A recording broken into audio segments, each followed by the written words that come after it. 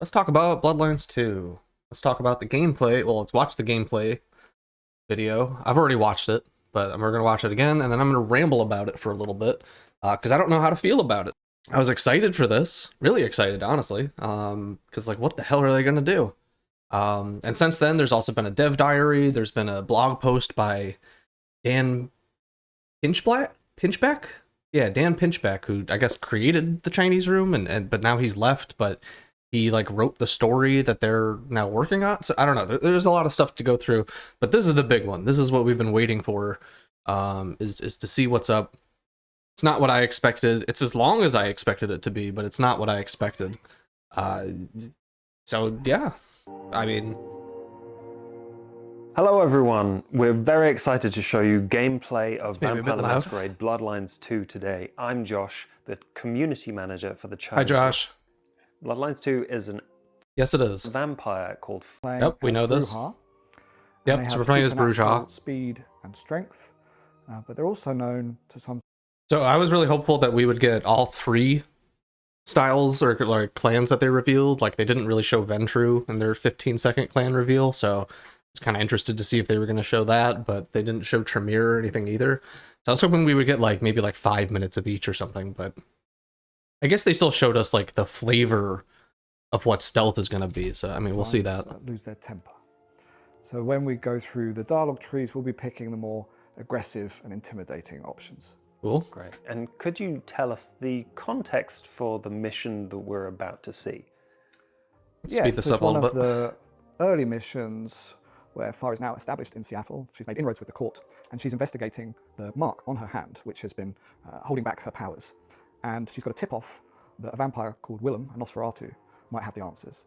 So we're going to show we've seen Willem already, but tracked him down to his warehouse. It makes sense that this is what they would want to show. Without further ado, let's take a look.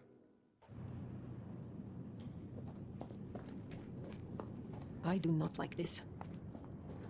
All those marked freaks were waiting outside. And yet none appear to have entered. Alright, so initially, I like Fabian's voice. I don't find that annoying so far. Like, I know there's been a ton of comments. We'll take a look at some of them.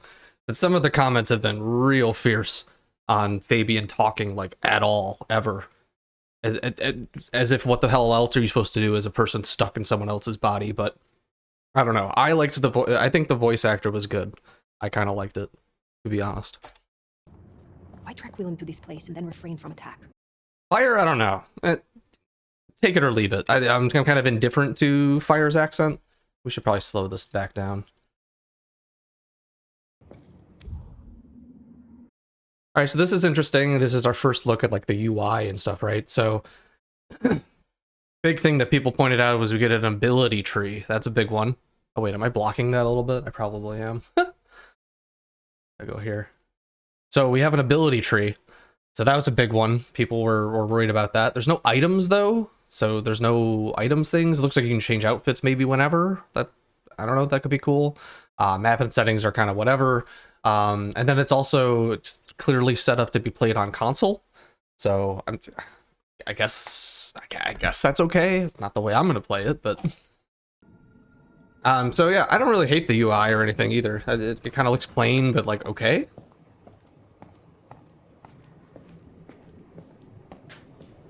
How does anyone find anything in a mess like this? Perhaps to him this is an orderly chaos. I was really hoping they would have a moment during this gameplay where Fire looks down and like sees the rest of their body. I really enjoyed that in games like Cyberpunk and stuff, whereas like I didn't like that in like some of the more modern Deus Ex games and things. I don't know, it's a nice touch. Especially if you're going to be able to change outfits and things like that. Nosferatu trade in secrets. This is merely another way to hide them. So the environment looks cool. All the dev diaries, they talked about how like they like could put the lighting in like dynamically, and then the people checking out the scenes and like they're, I don't know, like art supervisors or whoever, they can just like straight up like move around the level and see how they've placed stuff. That sounds really cool. And so like, I mean, this kind of warehouse, you know, warehouses are pretty generic, but it's got a, you know, there's a solid atmosphere to it still. Now we have to get detective vision because every game needs some sort of alternate vision nowadays, but I guess this is like Elder Auspex, basically? It's kind of how they'll explain it. I'm mixed about this. I mean, it's a way to like you can. Ooh, that was not a good frame to pause on. I mean, none of this is really. It kind of helps you avoid needing to have like map markers at the top or something like that. It's like, oh, you can just see stuff and it glows or whatever. But I don't know.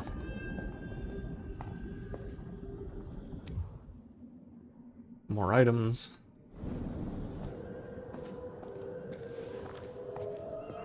I recognize this song. Not a ton of head bobbing happening. Yeah, it's old school for sure. Wow, shut up, Fabian. Nobody asked you. We may be nearing the end of our search.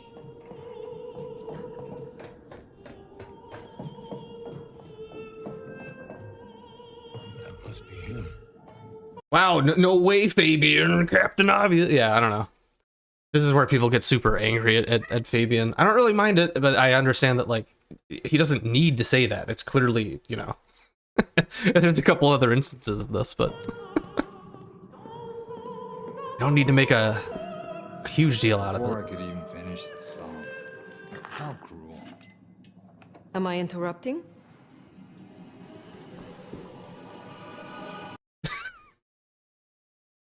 I'm sorry, my man looks goofy as fuck. And like, I don't know if it's just like, I don't know if it's like just how they uploaded it, the YouTube quality stuff, but like the texture does not look great. You know, it just doesn't, he looks very not there. And like, this doesn't really look too great. This looks like they don't have the graphics turned all the way up or something. Like, I don't know. There's definitely something off about it, but it could also just be like the YouTube compression.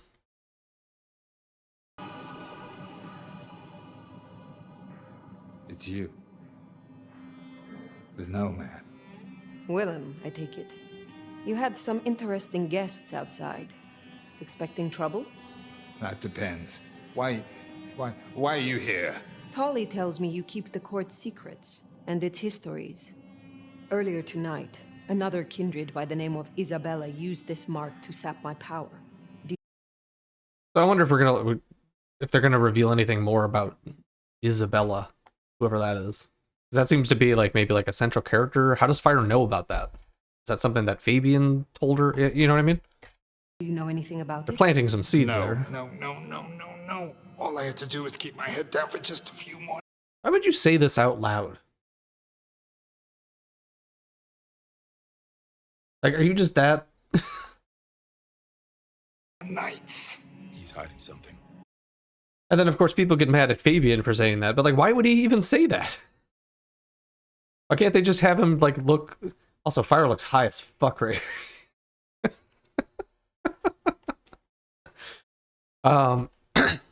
This is the other concerning part, though, however, is the dialogue choices. Something that I would much more prefer is show me what the actual quotes are, like, of what Fire is exactly going to say if you choose any of these. Instead, you know, it's sort of like the intimidate option, the nice option, and the like intelligence deceptive joke, whatever the fuck answer. You know, it'll be like one of those flavor things, like Fallout 4 or something.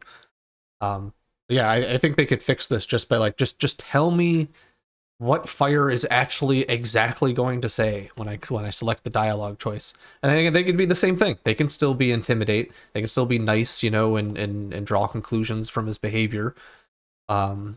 Which it's pretty obvious that he's hiding something. Do you know anything about it? No.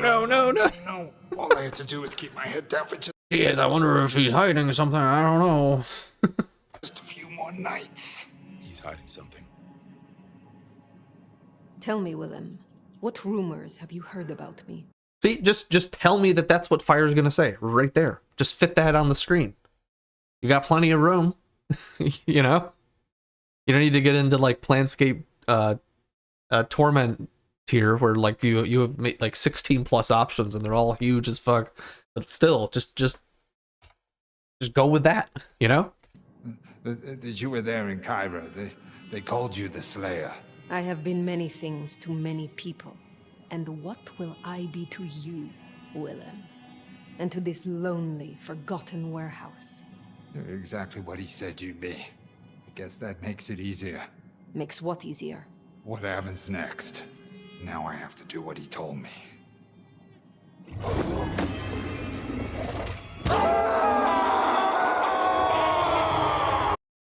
What?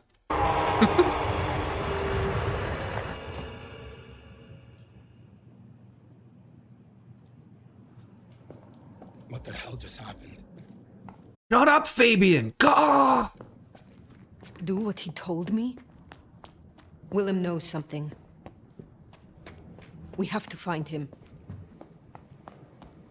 Wow, Captain Obvious Fire too, right? She's... so we can talk about the disciplines down here now, right? So they're talk about this further, but there's like these little blips here represent like, I guess like your blood pool or like your chainable disciplines. I don't know if you can use it if you don't have blips, but they'll talk about the difference between feeding and combat feeding. It's like, this is clearly your health, right? So this is your health, but then like you don't seem to have a blood pool unless these little blips here are your blood pool. He made the mark bleed. He knows how to use it against me. Hives can't just teleport people. That's not normal.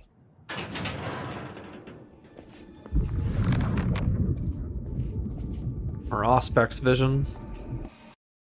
Now here I was hoping they would keep the resonance thing and we would see like different colors, but like maybe that's because they're illusions, so they're all the same color right now. But otherwise you might be using the Elder Auspex in order to get like the resonance of who you're about to feed on. Alright, so now we see combat feeding. We can see there's a little mark that shows up here. Not exactly sure what that is about, but you're clearly like, maybe you're like powered up for a short period of time after you combat feed or something. What the? An illusion. Now we see some hands action.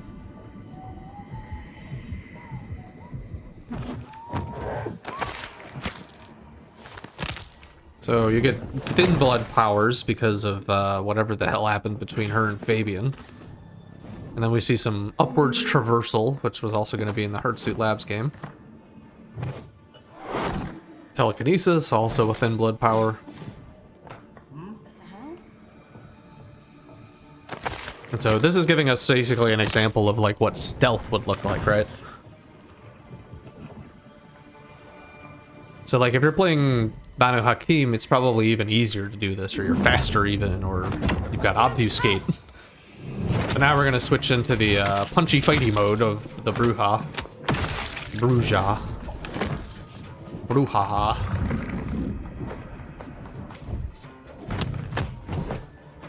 So okay, so they just dodged, which is apparently a pretty big mechanic in this game. They explain later on that you're able to like dodge into attacks to do a parry, but that you don't need to do that. I don't know. It's a little weird. But as you can see, he's about to get attacked, and then he backs up. He just dodged to the left. I don't know if you're like charging an attack there. I think he's about to use whatever this is. Yeah. Oh, he used all 3 of the blips. That's interesting.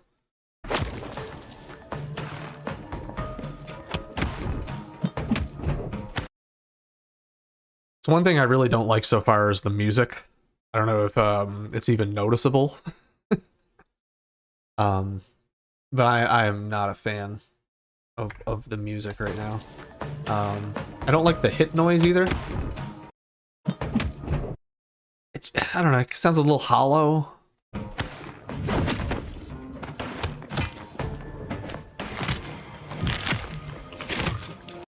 That was another combat feed, right? I'm not sure what this thing is, except maybe this is like your everyone knows where you are kind of icon. They clearly took some damage there, and then when does the feed thing show up?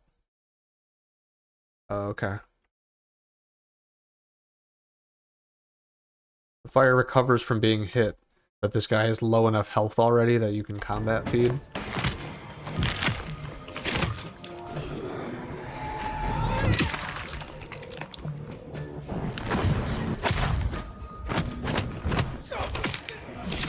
You can feed from a pretty decent distance then, and like the window of time isn't like a split second.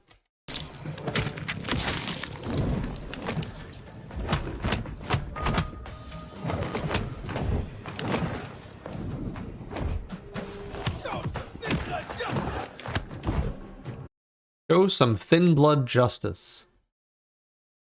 Okay.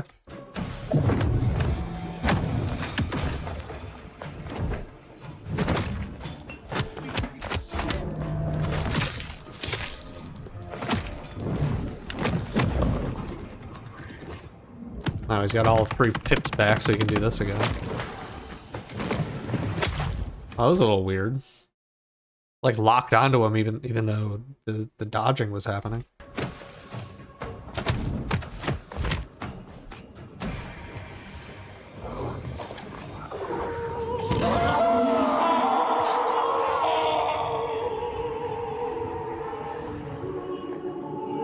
Yelled at again.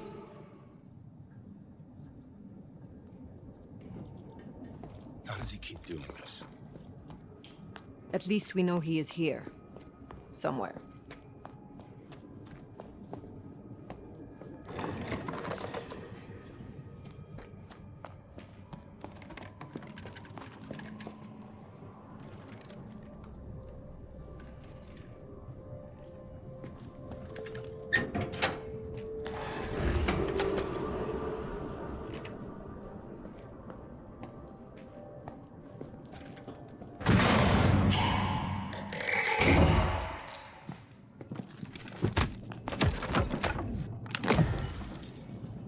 Fuck that.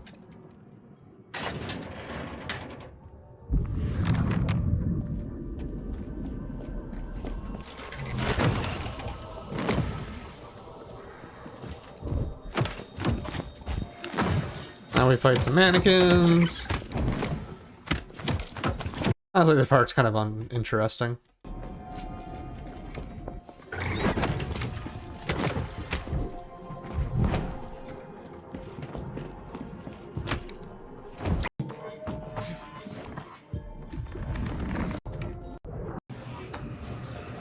Okay, this part's actually interesting. So we get to see some gliding. That looks fun. I like movement like that. That seems cool.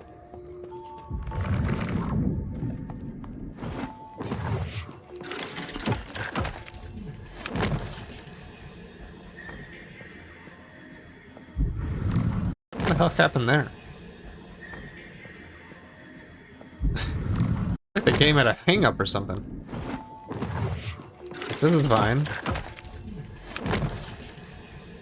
And then, ugh. Or is that like the ending combat in it? I don't know.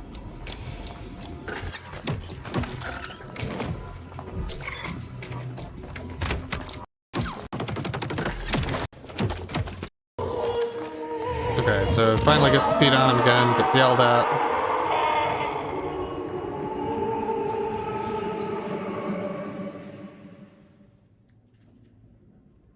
Hey, it's me. Got a situation. Yeah, the nomad of all licks. Yeah, she's not waking up. I made sure of that. This makes me think that Fire's been in the same room the entire time. Everything you asked me. Just a few more nights, right? Got out to punching the book as a brouhaha.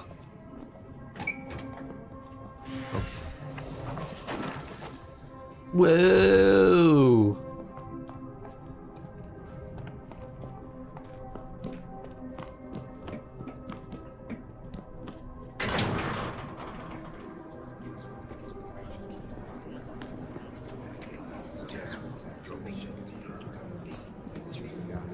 Yeah, I still think it was best. Both of you. She's all alone.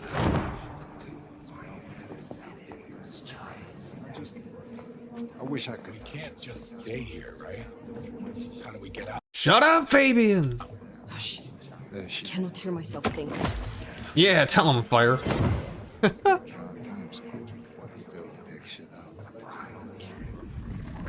Alright, so this is where the quote-unquote puzzle He is using everything he has begins. to hold on.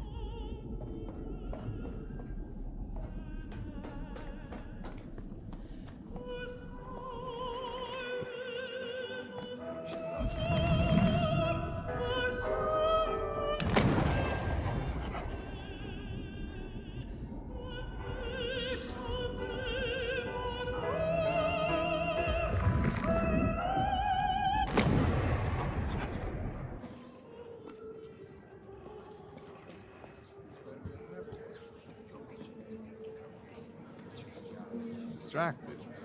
It's just this Junior. With the war, he's... Now, one thing that does seem cool is if you... It looks like if you stick around, you get even more exposition, right? Now, they're not going to do that in the gameplay trailer, but... It's a nice touch. Now, I'm not too keen on this. I hope they don't do this too much, where, like, you're just walking around someplace with auspex and finding the shiny thing. See, I want more of that in this. I want to traverse stuff and glide through areas.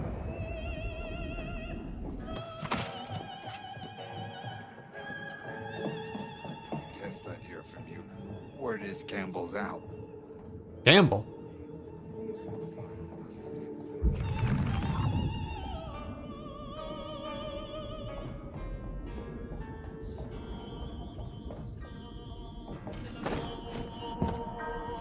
I forget who Campbell is. Are they like a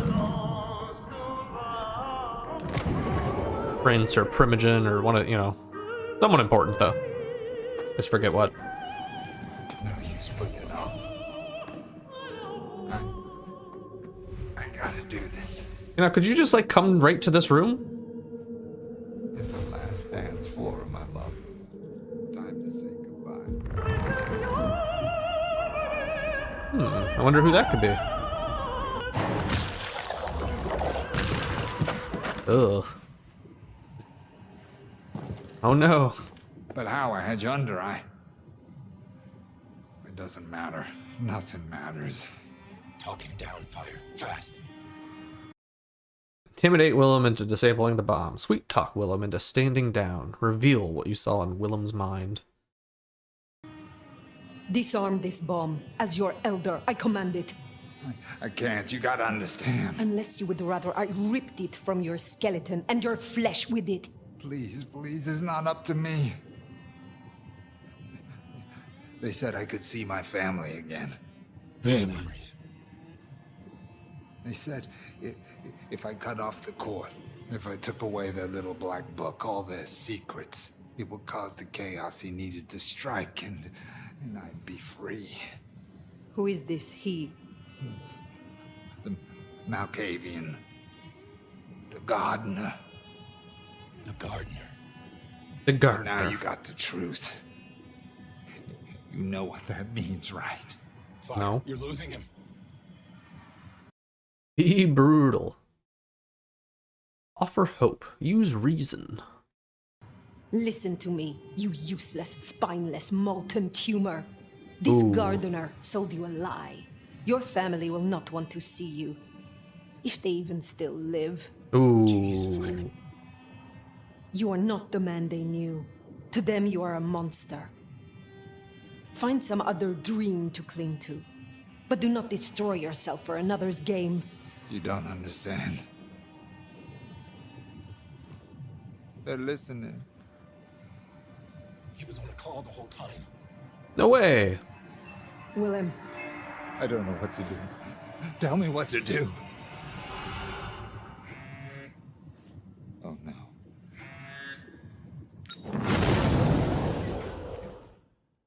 Thank you for watching. We're back, and I'm sure you have a lot of questions, so I'm going to do a Q&A with Alex to talk about Let's speed up a little what bit. you just saw. So, could you explain the gameplay that we just saw? I mean, it's early enough in the game that there isn't too many spoilers in it, which was definitely good, but it also showed a good variety of the different gameplay. We started with some exploration, which allows everyone to sort of soak in the atmosphere. Then we have some stalking in there, which moved to brawling, as it will with the Bruja. Maybe if we'd been Banu Hakim, we would have taken that whole warehouse out using stealth. And then moving, as you say, it starts to get a bit trippier. There are visions, there's influence of a Malkavian vampire in there, working through Willem.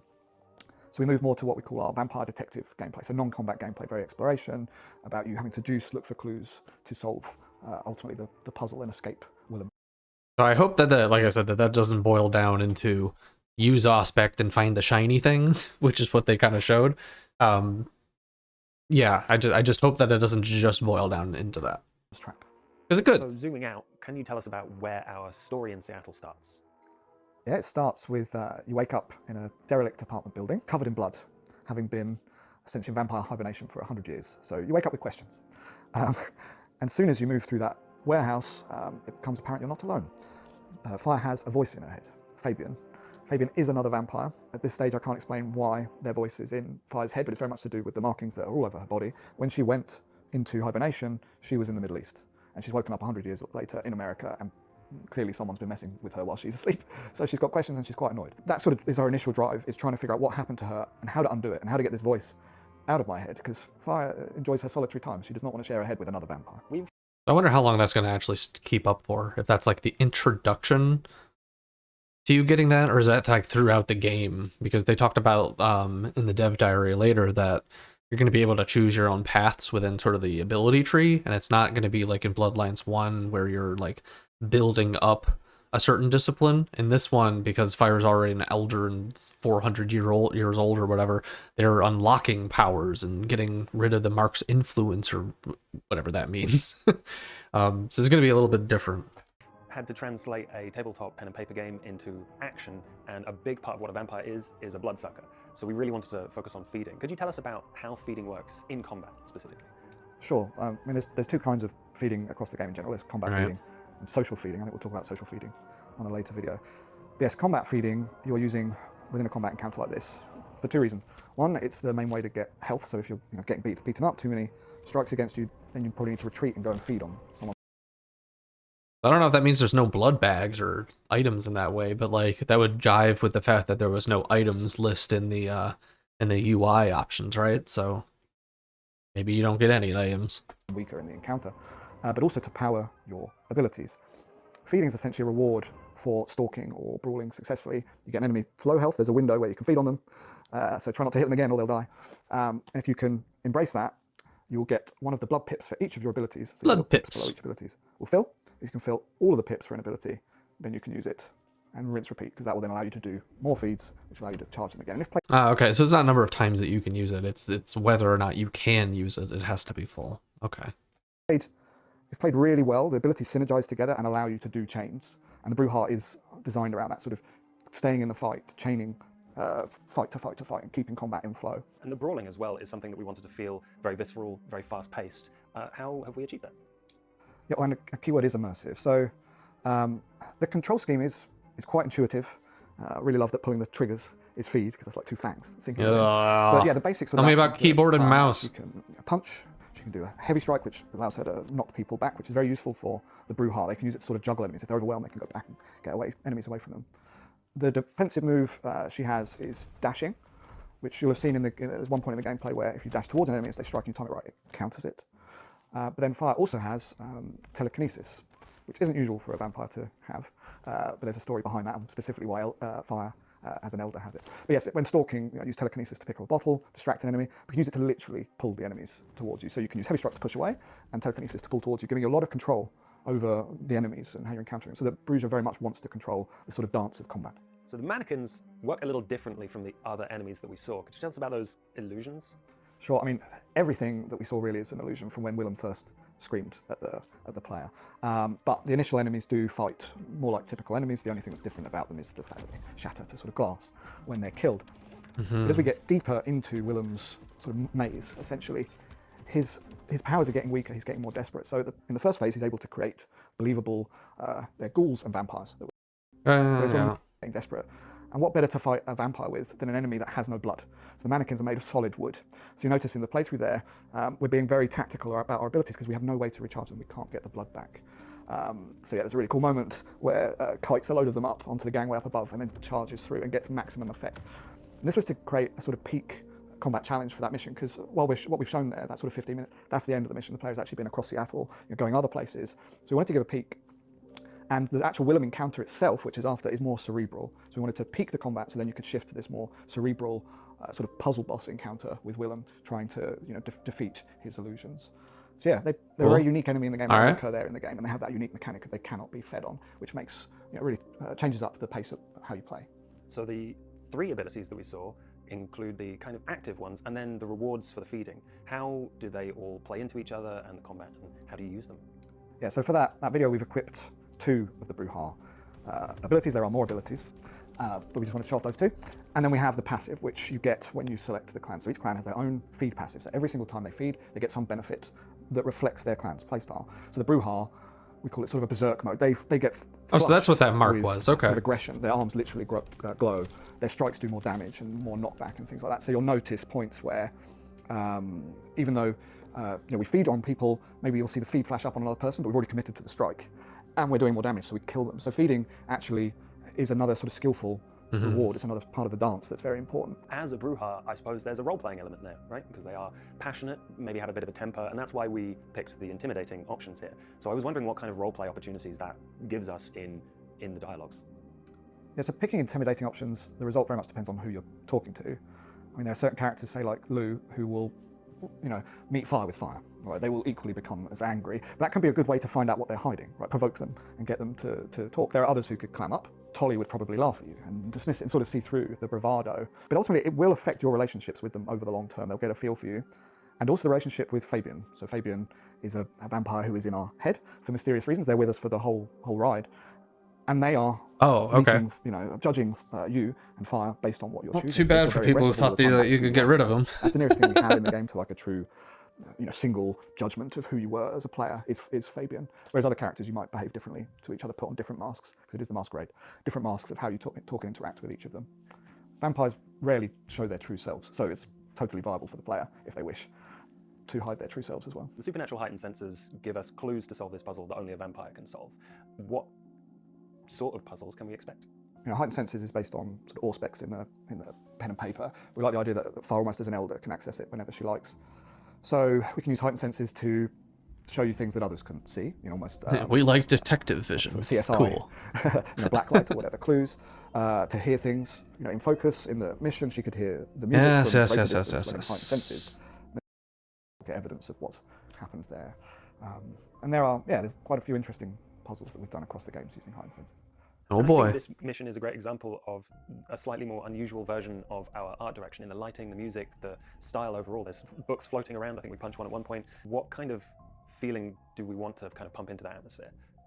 Yeah, I mean, at this section of the game, we sort of call it the Monster of the Week section of the game. We want the missions to very much stand out before it becomes clear they're becoming part of a larger picture. But that you can't trust even your own senses, right? Up is down, red is blue.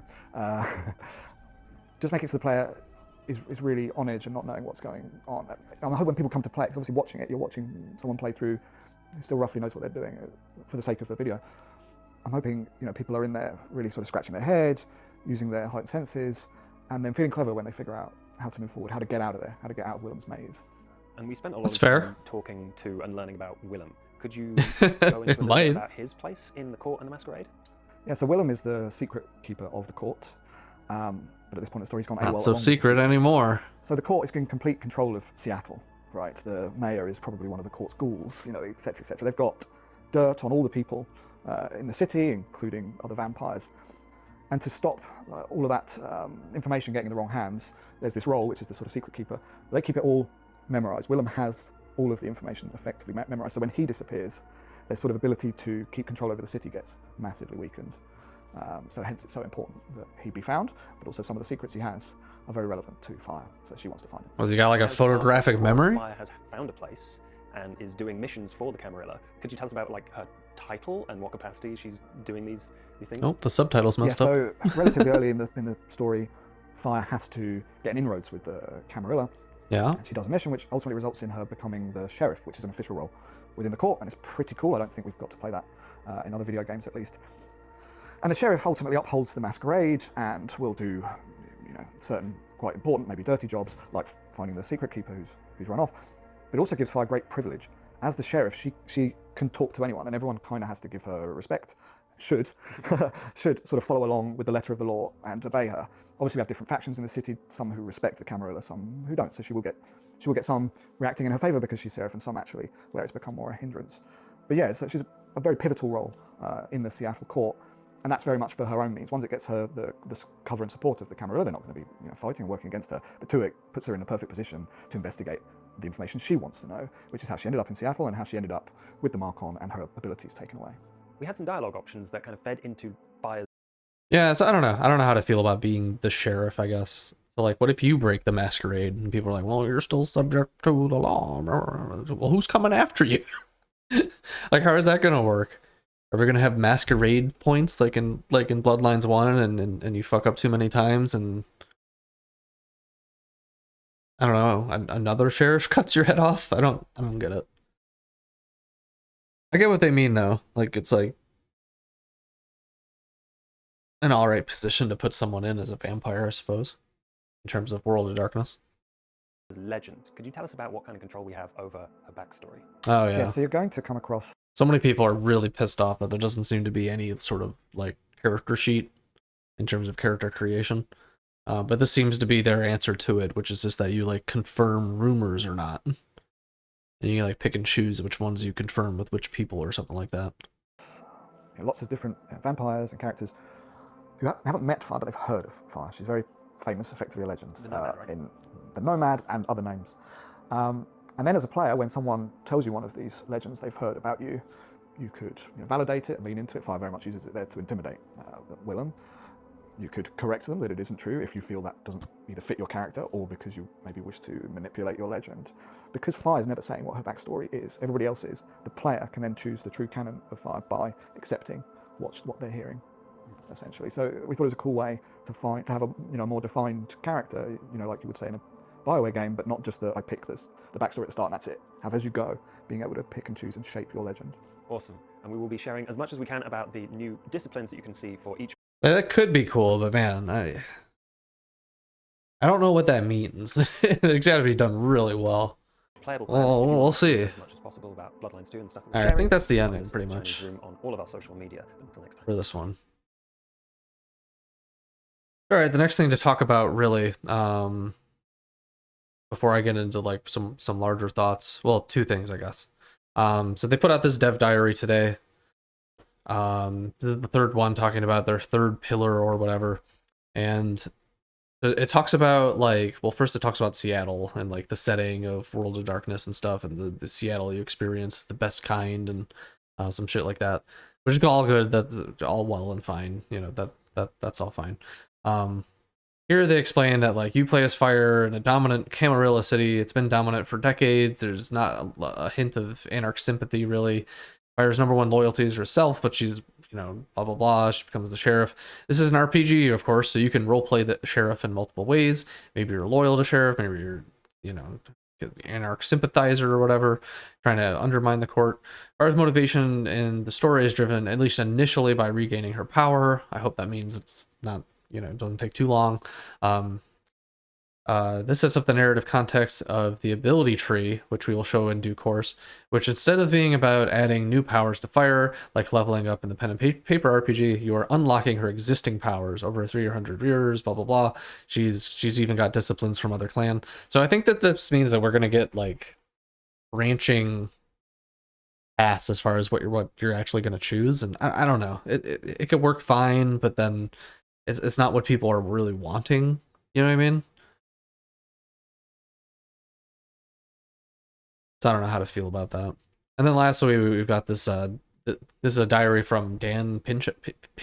I don't know why I have such an issue pronouncing his last name. But apparently he's the person who's like responsible for making TCR. But now he's left. But he says that like, Vampires is special as an RPG. It's incredibly rich and all this and that. How it just screams TCR. Sure. So when the opportunity for pitch came up, Dan Pinchbeck's Catnip was confident we could deliver. We've been scaling up and bringing on more and more people with serious development chops and history. So they were making their company bigger. My understanding is that a lot of the original people who were there have all kind of moved on. And so now this is like a totally kind of new company, but like with the chops of, I don't know, like some backing to it. I knew I wanted to write the story too. We've never been a studio that were going to finish someone else's work. So I mean, so Brian Mitsoda's stuff and Kara Ellison stuff is just totally gone then, for the most part. If there's anything that you needed to confirm that was the case, it's like, well, there it is. They weren't going to finish someone else's story. And I don't know. I don't know how to feel about that. Paradox made it sound like when they were passing stuff on that they were like finding somebody to finish stuff up. Like they talked about how Hardsuit Labs did a great job laying the foundation for blah blah blah blah blah. And I don't know. It's just I don't know. I don't know if they yeah, I don't know. I just forgot we were gonna look at the comments as well real quick because they're real negative. Oh god, this game is literally cursed. People remember whether this is the 15 minutes the most likely polished gameplay. Detective Vision, Walking Johnny Silverhand telling the player what to do. I don't think Fabian told anybody what to do. He just said a lot of obvious crap. Scrap it a 4th time. What do you mean a 4th time? The discussion at the end of the video shows how much these people do not understand the universe of Vampire the Masquerade. Yeah, here's them complaining about the obviousness of Fabian's crap. No goths working on it. Yeah, the Planscape Torment, Fallout 4. I mean, so far from what they've shown, this is kind of true, though, you know, in terms of a comparison. So yeah, I don't know. Dislikes are real negative. But yeah, I don't know how to feel about the fact that they... Like, you can't fault TCR, right? Like, it's not their fault, basically, that, like, the game is called Bloodlines 2 at this point. It's like a situation that just happened, like, whatever the hell happened with Hardsuit Labs and Kai Clooney, Brian Matsuda, and everybody, like, whatever the fuck happened there. You know, they get the chance to make their pitch. Like, why wouldn't they go for it? You know? Like, yeah, we'll do Bloodlines 2. Why the hell not, right? Like, why wouldn't a burgeoning company that just... scaled up and is bringing on more people, like, yeah, why wouldn't they want to take something like that on, right? So I mean, you can't fault them for doing it and for really wanting to do their own thing, but it just kind of sucks that it's you know, I don't know, because they kept some things but not everything, and maybe the stuff they kept isn't, I don't fucking know, man. It's such a weird situation that I don't like. All right, just for fun, before I get into even more thoughts, there's some leak footage of Bloodlines 2 from Hardsuit Labs, just to get a little bit of a different flavor. You know what I mean? Here we got a much different UI. I don't know. Oh man, this is gonna be annoying. I don't know what that green bar is, and the red bar. Oh, well, I guess that's your health, and then below that is your blood pool, is what I'm guessing. Hold up. Can I ask your business here? So, similar issues with graphics and stuff, honestly. Wait. Okay, now tell me. It's after hours. Only authorized personnel. Come back in the morning. You know, already we get, like, more fleshed out dialogue options. Like, give us this, but then still do the voice lines. You know what I mean? Like, I don't need the silent protagonist bit. I don't really give a shit about that. But what I do care about is that when I'm going to select a dialogue option, that it is the dialogue option that I want to say, so I get the intended result. You know what I mean? And by intended result, I mean they don't say something like completely out of pocket. Like, you know, if somebody reacts in a way I don't expect, that's the game, you know. that's fine. But if I'm about to say something that I think is like, oh, I'm gonna be nice to this person, and then I say some like super mean shit, it's like, what the fuck, you know? Company policy. Okay, sir.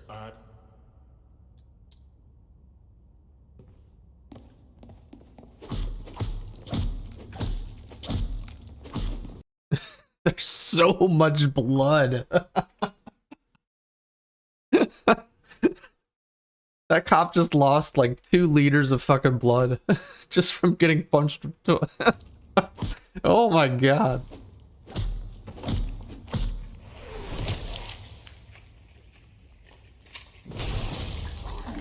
That was interesting. I wonder what that gun thing and like icon was at the little whatever. Oh, maybe he's just got a gun equipped? Or can use one?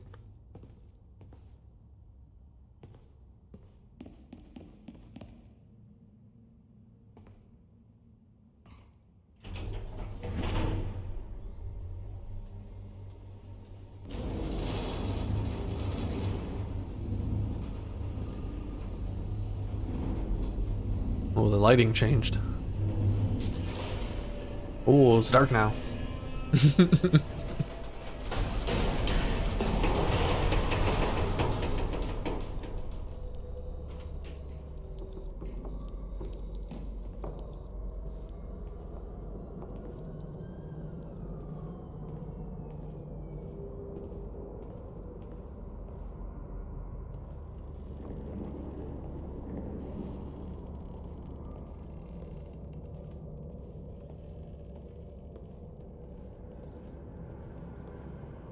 Yeah, the environments here look pretty good. The atmosphere is just, I don't know. It's as atmospheric as what we just saw from the Chinese room. Now, the lighting is maybe a little bit harsher. They're not using the same, like, art techniques, or maybe this isn't Unreal 5? I don't really remember, but...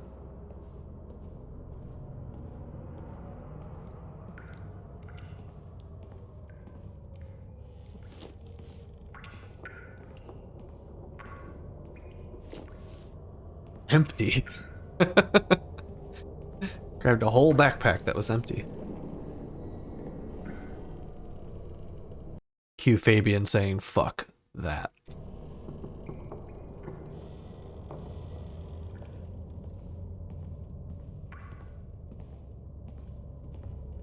I didn't want to pick up another backpack full of nothing? Whoa! Wish they just kept that in first person, to be honest.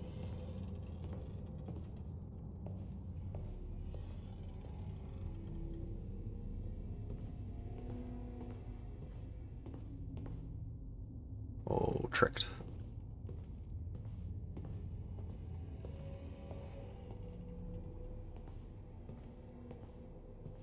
That's really bright. I got RTX on.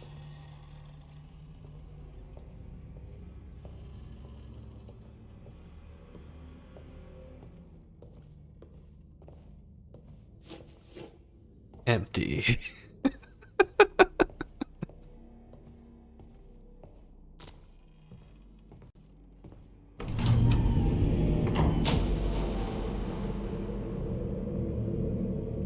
We've stepped back in time. Look, they're doing cerebral shit too.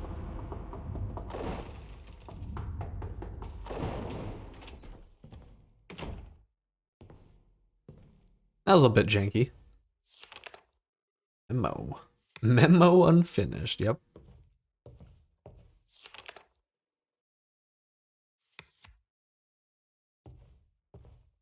Instead of like a UI and you pick up the stuff, you just kind of look at it like this. Not a bad choice either way.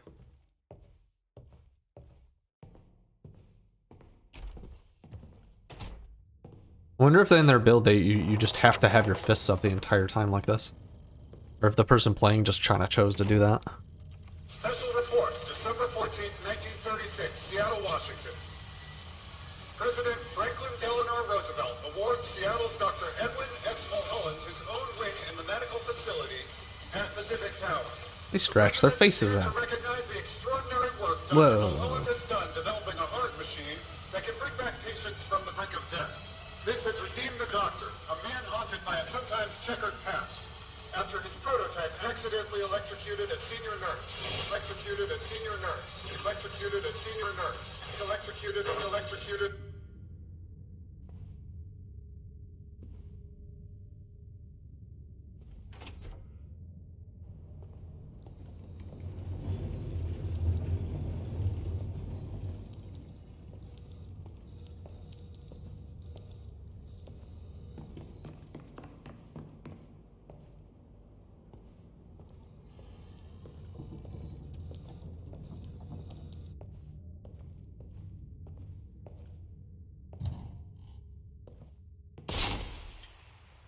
Jump scare. That room looked a lot different than the other outside of this area. I think the lighting was weird or different.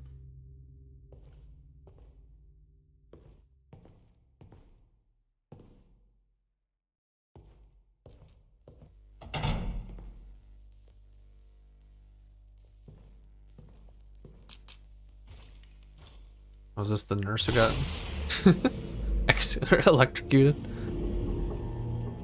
Oh, now we're back in reality.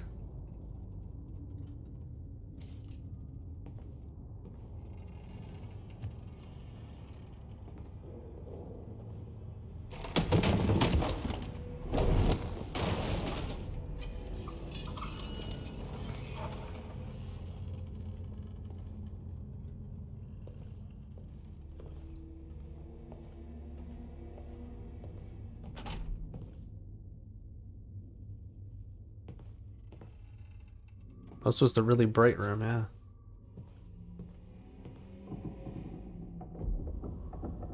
Quest item found.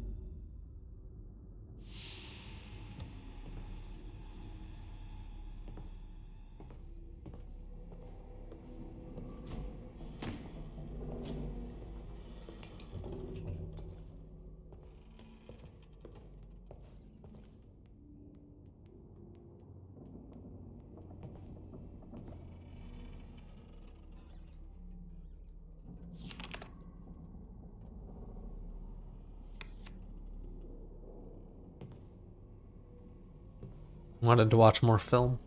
Can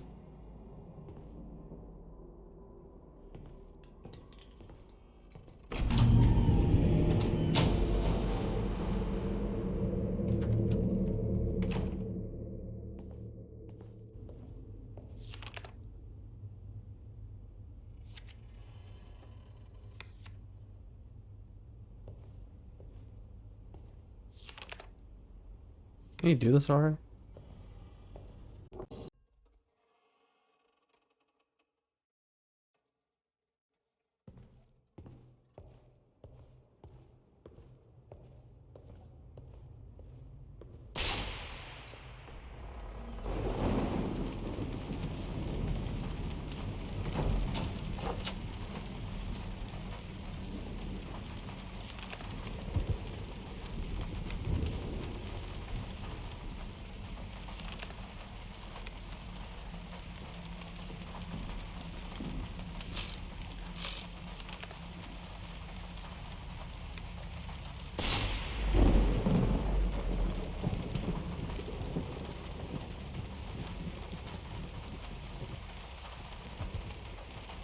Yeah, I don't know. I mean, it's a bit janky, but it's not bad, you know? Like, you can kind of see what they were going for.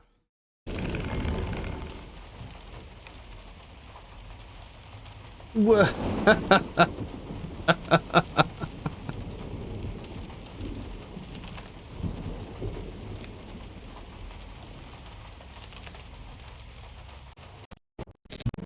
I forget if there's another interesting part to show off or not.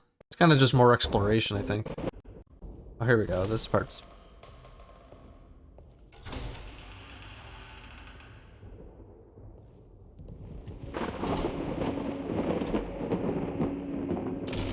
Get some Ocean Hotel vibes going, you know?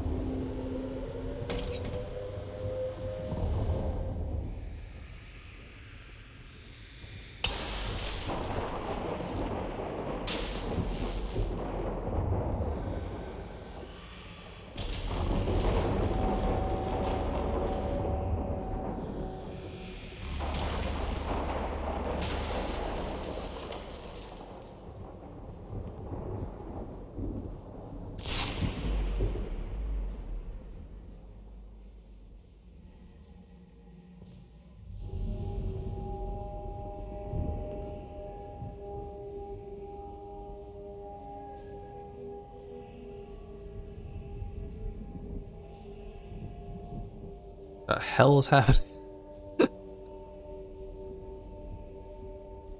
Is it a broken plaque? Or is it too...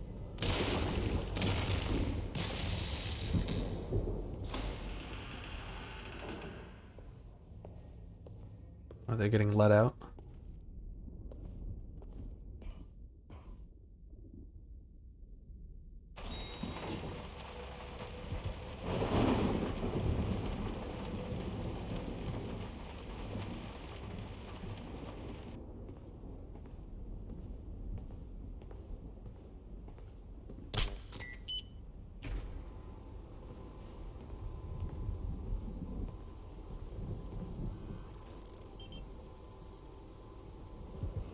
That's some fast hacking.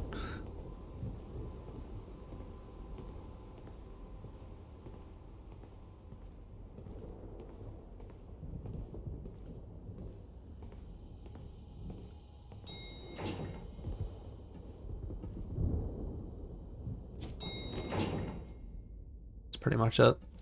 There's one more. There's a contact.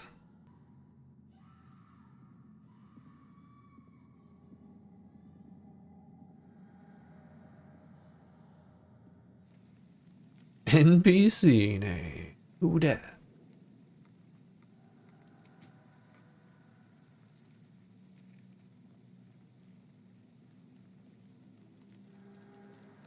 And that light sucks. Whoa.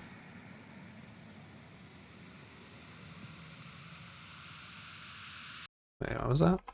Character, resonance, map, quests, messages, and codex. And then in your character sheet, what do we got here? Attributes and skills, disciplines, alignments, and gear. A little bit of a different UI here. We can see junk in the corner next to cash. What is that? We have larceny as a skill. That's kind of interesting. Intimidation, persuasion, subterfuge, technology. Oh, but then you have feats within that too. Okay. Yeah, much more of a character sheet. Oh, and you can see your humanity here and stuff like that too. Let me get back to the character sheet here. Where is that?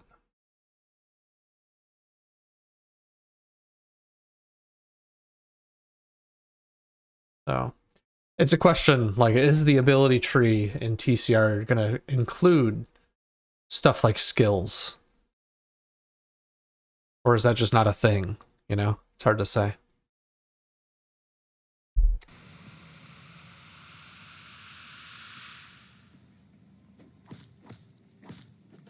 Oh.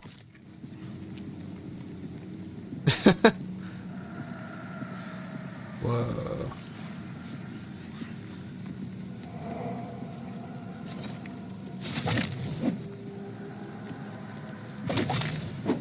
Ah, here's the janky combat.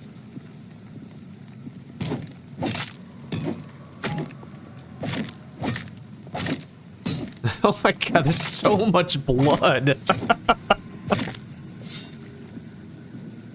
Every single hit is like a fountain of blood.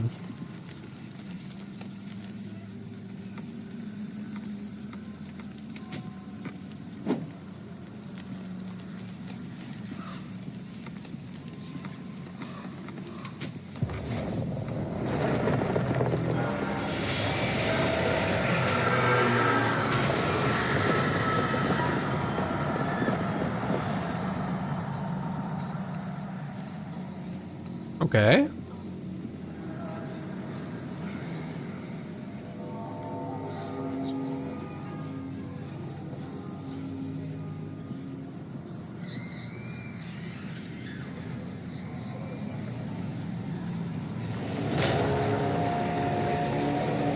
What's Seattle?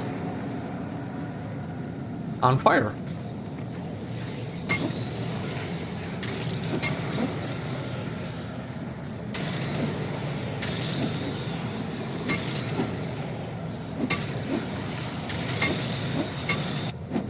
Oh man.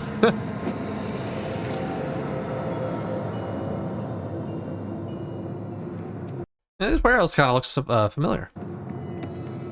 As warehouses do.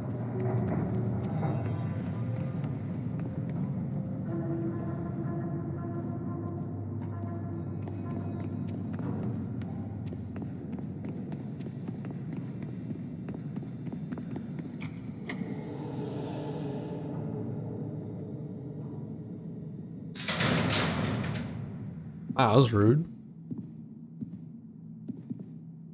We're in Elysium now.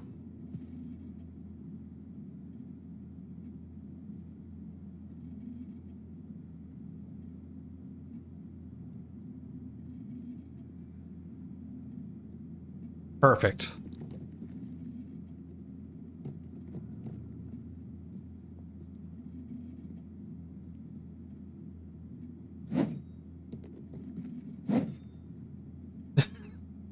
What is the player doing?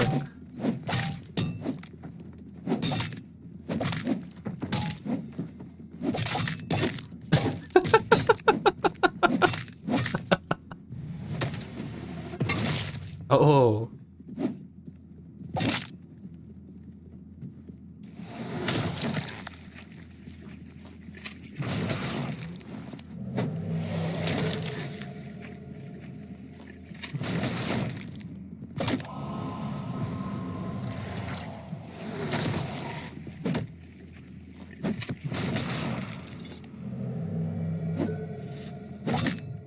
I got a Chivo.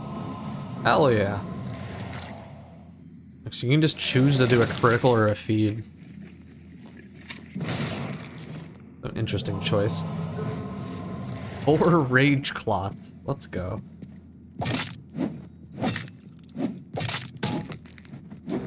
These guys don't seem to be doing anything.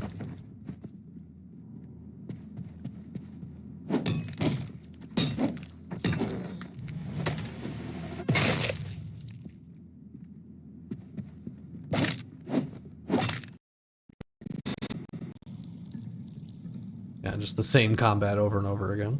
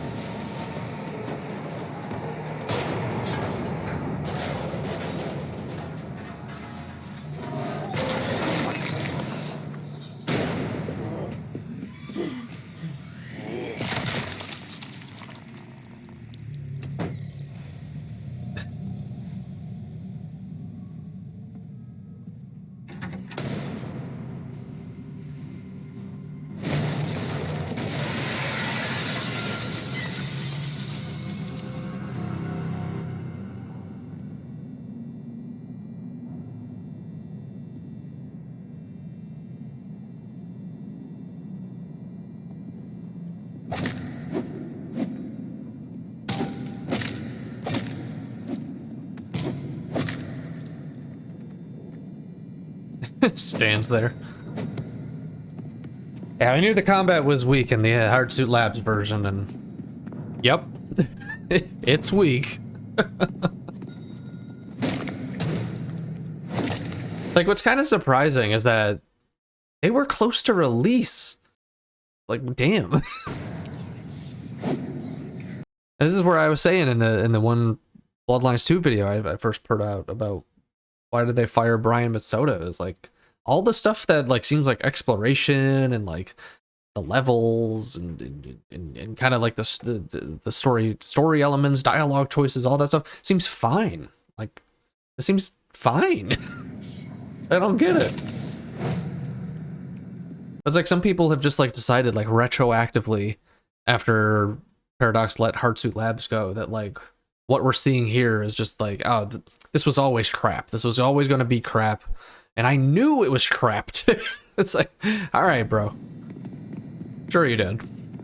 You totally weren't excited and had a pre-order or nothing, right? Yeah, sure. Especially for the people in the Bloodlines 2 Discord or the World of Darkness Discord. Like all right, bro.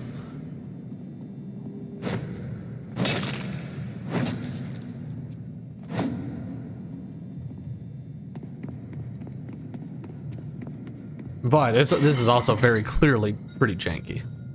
I think janky is the right word for it. I like the environment seemed fine. I don't know what this health. Oh, there's the end. So yeah, I mean, and we can do another comparison here. You know, here's TCRs. Do I have it sped up? I do.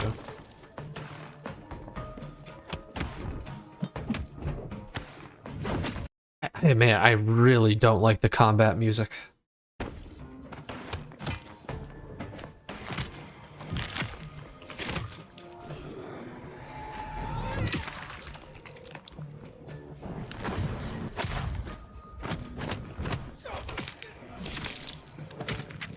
So I mean, comparing the two, I mean, you got to give TCR credit. The combat looks much better here, much more like put together, you know, not as janky. Still a little janky, but not as janky.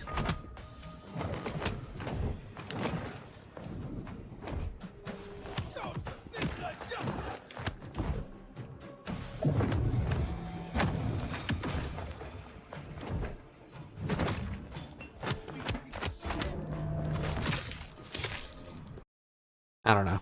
I still don't know how to feel about it, but it's better at least in the combat aspect. But did we sacrifice everything else for it? You know what I mean? That's, I think, more of the concern, really. So, okay, let me... I wrote some notes before this, and let me make sure I've said everything that I'm thinking about this so far. It's good to catalog these things so that I can remember it in the future when I'm older and can't remember anything. So one thing I am worried about is that I do think the combat, it looks a little easy.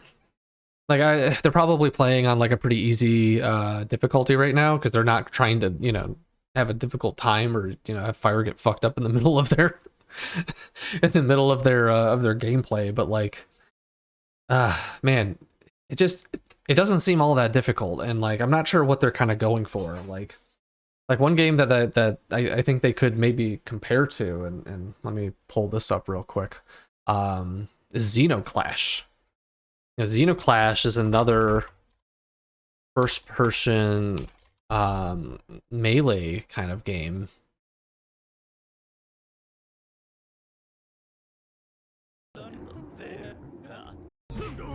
There we go.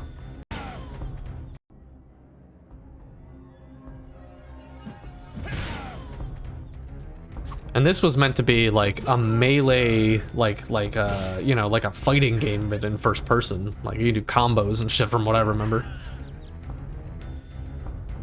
And this game's sick. I love Xenoclash. This thing was, well, this game's awesome. TCR version is probably going to be way more polished and not jank, but they don't seem to be going for an RPG in the same sense that HSL. Yeah, I would agree with that. And that's what I mean. Like, I wonder if we sacrificed a bunch of the RPG elements and whatever the hell was going on at Hardsuit Labs, that then we end up with, you know, TCR being able to put in their pitch, you know? But yeah, so, I mean, I think the combat looks a little easy. They talk about like chaining moves with the pips and skills that are gained through feeding, and how there's like a small window to do it, and how you can like dodge into it and stuff like that. But in another one of their dev diaries where they were talking about the narrative explorer, they were saying that like this is the playstyle for people who like are like Bloodlines 1 fans, and they just want to kind of talk and like, you know, just sort of explore and stuff like that. And then they gave the example of like dodging into a parry and how you don't need to do that, but it adds another layer like if you want to. So like, I don't know. I hope they don't do the dumb thing that games do where like a difficulty setting is like, all right, let's just put another 0 at the end of everything's health. Everything just takes more damage, or all right, there's 2 additional enemies in the room. Like, I don't know, I feel like there should be something that's like actually harder, or like your skills aren't as useful for as long, or they don't do as much. I don't know, it's a hard balance, obviously, but I hope that the combat is not too easy, because if it's a melee focused game like Xenoclash, I want to be able to actually play a game that's like, all right, I've got some challenge to it at least. I've already mentioned, but I feel like the music is kind of off, especially the combat music. I don't like it. And it's really weird because like Hardsuit Labs was going to have Rick Schaefer's tracks, which he apparently already finished, right? So like they had access to all of that stuff. And then the Chinese room showed off, what is this? Hold on, there's this really cool thing they showed off called like the rig. Where's the thing? The first thing I showed there it is. That was built Yeah, the rig. Specifically for the score. And they are about as non-human. Half of the score is a synthesizer and an actual sound sculpture that was built specifically for the score. And they are about as non-human and non-emotionally tender or sensitive as you can get. It's the opposite end of the spectrum. got a friend who literally is a metal artist, and he ended up creating a sculpture which he affectionately named the Rig. And it's brilliant because every surface of it can be tapped, bowed, screwed. So like they got all this cool shit going on, right? And then their combat music.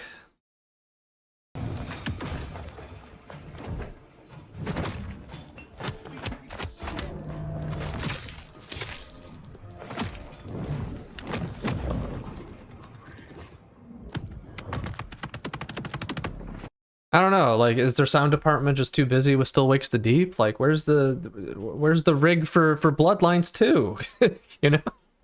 I don't know. I just don't like it, but they're clearly capable of putting in the work to make like a better soundscape for the game. So, I don't know. I hope that something happens there, but I don't know. I mean, it is what it is to an extent. It's just battle music, or maybe it's a placeholder or something, but I don't know. If we lost out on Rick Schaefer's tracks for something that is essentially not great, that's probably the biggest letdown of the transition between Hardsuit Labs and the Chinese room.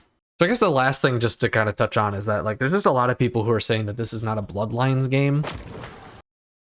And like I agree with them, but I think it's really difficult to quantify. Like I don't know if I can articulate it well without like dedicating like an essay to it, like trying to really figure out like what is it, what made Bloodlines the game that it is. I don't even know if the people at World of Darkness know. I mean, it's not like they made the game, and it's not like the people who work there now worked on Bloodlines or like, you know, consulted with them, at least as far as I'm aware. And it's not like anyone involved with Bloodlines 1 is now working on this on TCR's game, right? But is that enough to say that it's not a Bloodlines game? Like there's a lot of opinions with people saying that like people would be okay with this if it was not Bloodlines 2. Like if they just named it something else, like Vampire the Masquerade, Elder, Vampire the Masquerade Awakens. Vampire the Masquerade, not Bloodlines 2, basically. But I don't know. But then we get into the thing earlier where we, you know, like it's not TCR's fault that their game is called Bloodlines 2. You know, it's the situation that they pitched in, and like, what are they gonna do? Not go for it? You know, especially if they're confident and like they've got people who are into Vampire. Like, I don't know. Like, of course they're gonna go for it. But man, I don't know. I can't think of another game that's in this situation where like the game was close to release, right? They're close to release, and then they delayed it, what, like 2-3 times, and then they fired Brian Mitsoda, Kai Clooney, and whatever, and then they fired the whole of Paradox Labs, and then supposedly they gave all of their work to Chinese lab, or to the Chinese room. And I mean, there's no reason to doubt that. But now, you know, we're back to being close to release, and it's like a completely different gameplay loop from what we've seen, you know? It doesn't, I don't know. I don't know how to feel about it. It's such a unique situation too. Like, it's like not even the Chinese room's fault. I think I said this in the last video that like they have like a super great opportunity and like a chance to like prove a bunch of people wrong. But then they've decided to make an action RPG game. And so far have decided not to show us any of the RPG elements that most people would probably associate with Bloodlines as a game. I don't know, man. That's fucking rough. It's just, and I don't know how to feel about it. Like it feels very milquetoast, you know. And like the whole everything with Hardsuit Labs, I think, just sours everything about the game. Just everything about it. So I don't know. I mean, there's a lot of people who have decided that they're going to be excited for like an action-oriented RPG light Vampire the Masquerade game, but I don't know if that's me. But I'm still going to keep my pre-order, and I'm going to play the game regardless. I mean, how many fucking years have I now spent being invested in this video game? Like, of course I'm gonna play it. Of course I'm gonna, like, of course. And I hope I like it. I don't know, man. I don't know if I'm gonna like it as a Bloodlines game, and that's rough. We did it. It only took me, what, a week? A week to finally record some thoughts? That's fine.